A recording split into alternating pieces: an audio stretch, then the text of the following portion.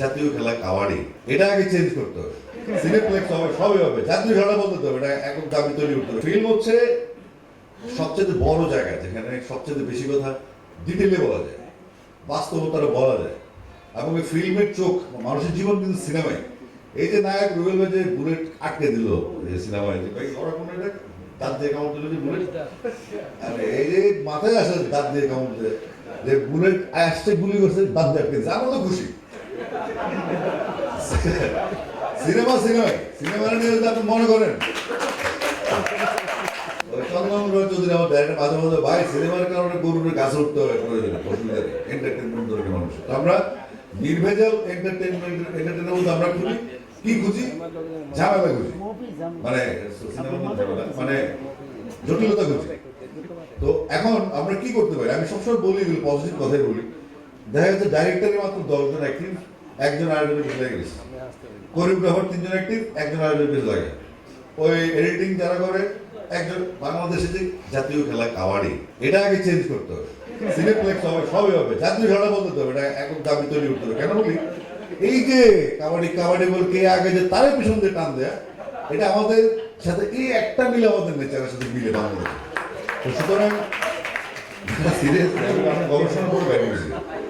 তো ইয়ামিন হচ্ছে সেই ছেলে, আমরা একই কম্পাউন্ডে 12 বছর আবার আমরা একসাথে হয়েছি, আর আমাদের স্টুডিও কাজ চলতেছে। একটা টিম লাগে। ইলাম যখন সিনেমা বানায়, ওর দীর্ঘদিনের স্বপ্ন, ও আস্তে আস্তে নাটকে ঢুকলো, মিউজিক ভিডিও স্ক্রিপ্টিং করলো। ওরা কখনো কোনো ভুল করলে কিছু করি না, কারণ আমরা ভুল ধরতে পারি না। একজন ডাইরেক্টর যদি ভুল আমি ধরি, তাহলে আমি কি ঘোরাতে আর্টিস্ট হলাম?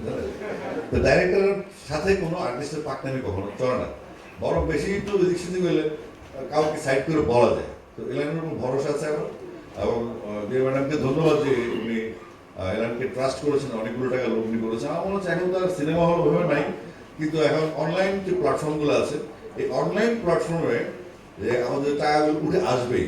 সিনেমা যদি রসদ থাকে, বারুদ থাকে, আগুন ধরবে ইনশাল্লাহ।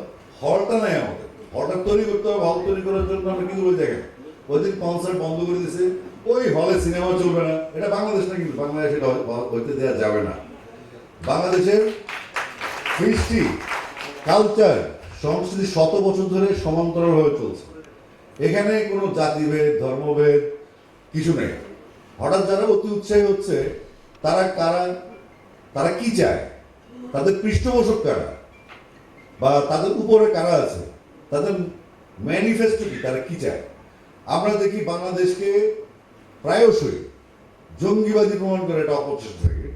আমাদের এখানকার যে অ্যাক্টিভিটিসগুলোকে অনেক হাইলাইট করে বিদেশি মিডিয়া দিলে মানুষ বলে, বাপরে বাংলাদেশ তো সাংঘাতিক জঙ্গিবাদী হয়ে গেছিল। বাংলাদেশ একটা সবচেয়ে, আমি মনে করি, সহনশীল কান্ট্রি। বাংলাদেশের মানুষ সবচেয়ে সহনশীল, ষড়যন্ত্রকারী সব জায়গায় থাকে। বাংলাদেশের সাপোর্টার কম, বাংলাদেশের পাকিস্তানের সাপোর্টার বেশি, নাহলে ইন্ডিয়ার সাপোর্টার বেশি, বাংলাদেশি কম।